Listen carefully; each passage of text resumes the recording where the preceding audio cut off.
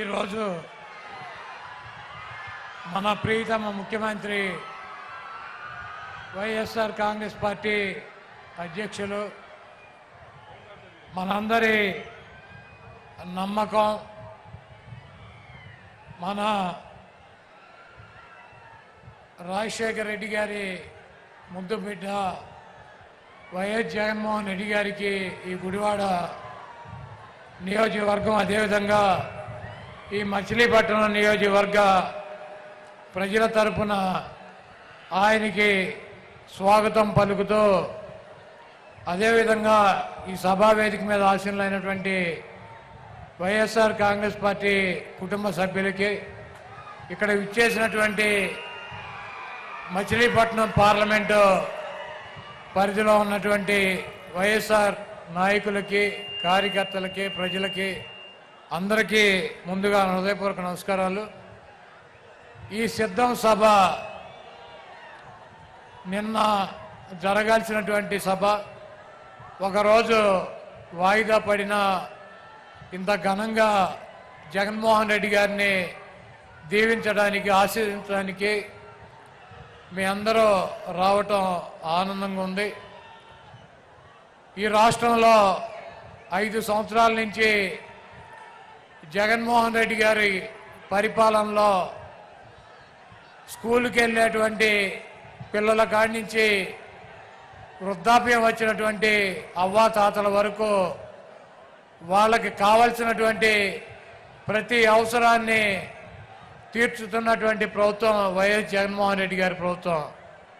ఈరోజు గ్రామాన వార్డున సచివాలయాలు ఏర్పాటు చేసి వాలంటీర్ వ్యవస్థను తీసుకువచ్చి ప్రజలకు అందించాల్సినటువంటి ప్రతి సౌకర్యాన్ని డైరెక్ట్గా మధ్యలో ఎటువంటి దళారులు లేకుండా ప్రజల ముందుకి పాలన తీసుకొచ్చినటువంటి గాంధీ గారు కళ్ళకన్నటువంటి గ్రామ స్వరాజ్యాన్ని తీసుకొచ్చినటువంటి నాయకుడు జగన్మోహన్ రెడ్డి గారు.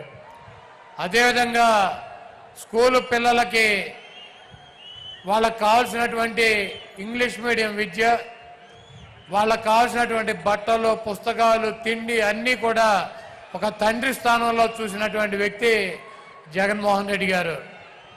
అదేవిధంగా ఆరోగ్యశ్రీ ద్వారా ఈ రాష్ట్రంలో ఉన్నటువంటి అనేక మంది నిరుపేదల ప్రాణాలను కాపాడినటువంటి వ్యక్తి డాక్టర్ వైఎస్ రాజశేఖర రెడ్డి గారు. అయితే ఆయన చూపించినటువంటి దారి కన్నా 4 అడుగులు ముందుకు వేసి ఈరోజు గన్నవరం నుంచి గుడివాడ వస్తుంటే అనేక మంది ఆరోగ్య సమస్యలు ఉన్నవారు ఒక్కసారి ఆయన కనుక చూపించినట్లయితే దానికి ఎంత ఖర్చు అయినా ఆయన పరిష్కారం చూపిస్తారని చెప్పి కొండంత ఆశతో ట్రీట్మెంట్ జరుగుతున్నటువంటి పిల్లల్ని కూడా తీసుకొచ్చి రోడ్డు మీద ఆయనకు చూపించాలన్నటువంటి ఉద్దేశంతో మరి అంత నమ్మకం పెట్టుకుని ఆయనకు చూపిస్తున్నారంటే ఒక వ్యక్తి మీద ఈ రాష్ట్రంలో ఉన్నటువంటి ప్రజలకు ఉన్నటువంటి నమ్మకం.